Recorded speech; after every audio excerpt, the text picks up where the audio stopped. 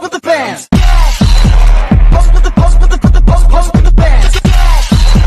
Pose with the pose with the pose with the bands. Pose with the bands. Pose with the bands.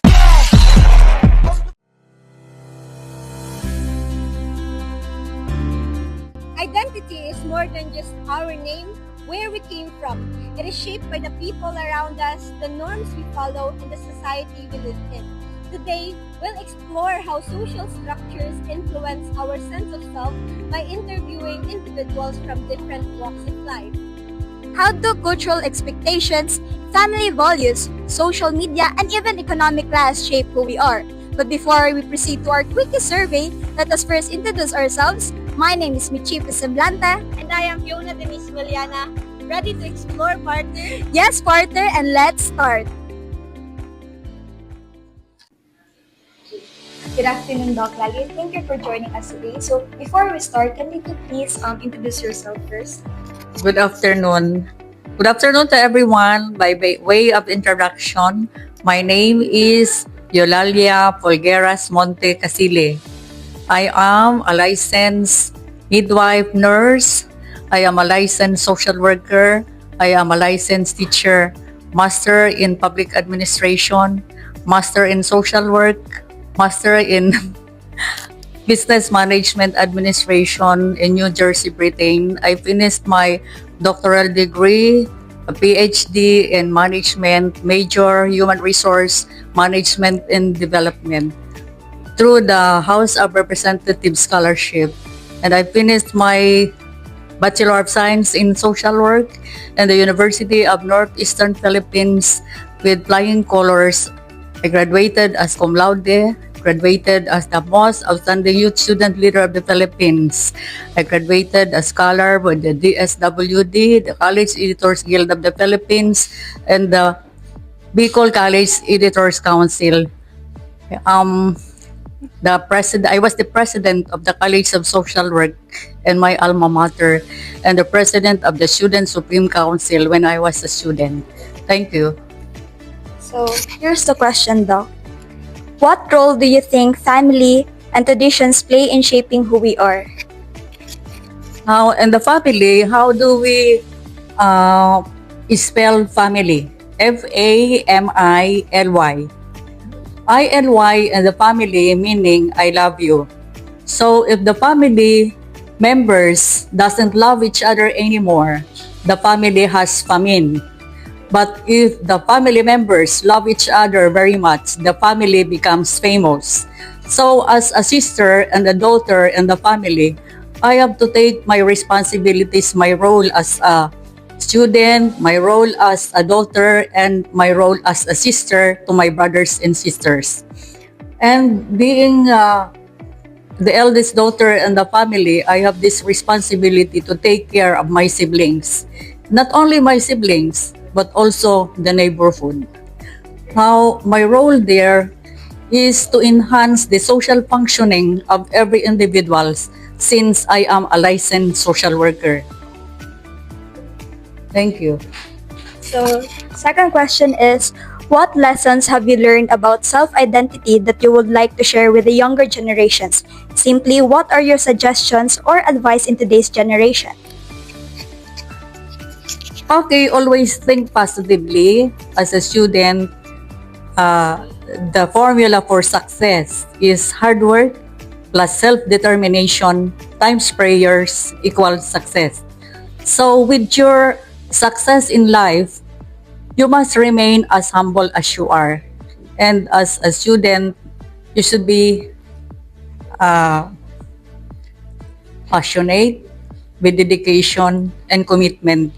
And as a social worker, we practice this, the PDC. How do we define social work? It is a profession which is concerned with one's adjustment to its environment. So how could you others adjust to their environment if you yourself, you cannot adjust with the environment? And this time now, we are no longer on the traditional social work, and we are now on the green social work, wherein meaning we are the environmentalists. So let's watch our words and always be happy. How to be happy? Always pray to God. Free your mind from worries. Free your heart from hatred. Expect less because too much expectations will lead to frustrations. Then you eat more nutritious foods. Then you have sunlight and plenty of exercises. May I share to you the awardees of our body? Letter A stands for fresh air. WA stands for water. At least you have take 8 to 12 glasses a day for you to be hydrated.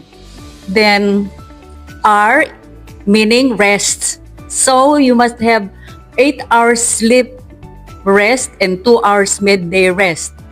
Then we have the diet, letter D, diet. We have to observe the go, grow, glow foods. So nutrition means good eating. Good eating is the eating of right food and the right time and right place. So we have the E, exercises in the morning. Okay? We have to do some brisk walking, 2 hours brisk walking. Then we have the S, sunlight. Sunlight is the source of vitamin D. So that is good for our health. And this is one of our secret for aging gracefully. Thank you. Okay, Doc, for the last question po, so how have social structures like workplace culture or economic status influenced your sense of self? Okay, in my experience, because whatever Lali wants, Lali gets, I always achieve success. Because if you have the talent, you have the money answereth all things. But, when I committed myself to become the full-time miracle worker of the Kingdom of Jesus Christ, Pastor Apollo Sikibuloy taught me, humility first before honor. Obedience is the greatest treasure. So it's not my money in the bank, it's not all my money in our business, it's not all my savings, but obedience is the greatest treasure. It's not my treasure. Mga pera nandyan sa bank accounts natin, hindi yan kayamanan natin. Okay? So, as for me, I remain as humble as am I, and I really follow the Almighty Father's will. So with this, I experience the genuine peace with God. It's only here in the Kingdom of Jesus Christ that I experienced peace. Because where the Spirit of the Lord is, there is peace. So I experienced a genuine peace with God in the Kingdom of Jesus Christ. Peace. P-E-A-C-E. Peace. Thank you. Thank you, Doc Lali, and that's all. Thank you. Hello, Sir Mark. We appreciate your time today. Can you share a bit about who you are and what you do? I'm Jason, Mark Jason Escobar. I'm a professional teacher and teaching in Jose Maria College and teaching. Okay. So, your career and experiences must have shaped your identity in unique ways. How have social structures like workplace culture or economic status influenced your sense of self? Okay, so in terms of shaping myself, I think the trials, especially in workplace, the deadlines, and also yung mga, ano bang tawag nito, yung parang pinagalitan ka ng supervisor, parang ganon. So, it really helps me na in the near future na hindi na ako maapektuhan ng mga deadlines. So, it also helps me yung pinapagalitan ka ng superior mo, it also helps you na ma-improve yung sarili mo. So, I think yun siguro yung para sa akin yung in terms of yung workplace. Yun siguro ang nag-improve sa akin. So, next question. What advice would you give to someone struggling with societal expectations and their personal identity? Especially yung mga student na yung merong parents na always nag-expect sa kanila na magkaroon ng high grades. So, I think just do their best kasi in the near future naman din na makita din nila yung sarili nila na ay nagawa ko to, and through their parents na kailangan gina-push sila. So I think just go lang, or even you think na medyo mahirap na yung mga yung expectation sa iyo, especially for your parents. Thank you, sir.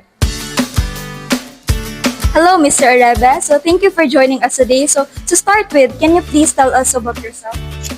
Hello, good afternoon, everyone. So, my name is Justin Aribe, currently a social work student at Semare College. So here's the question. So first, how do you think your background, whether it's your family, school, or community, has shaped your sense of identity? I believe that our society, my society rather, and community, especially with my family, shape my identity, especially in how I viewed society. Currently, as a social work student, it actually have a lot of impacts to what I actually doing right now.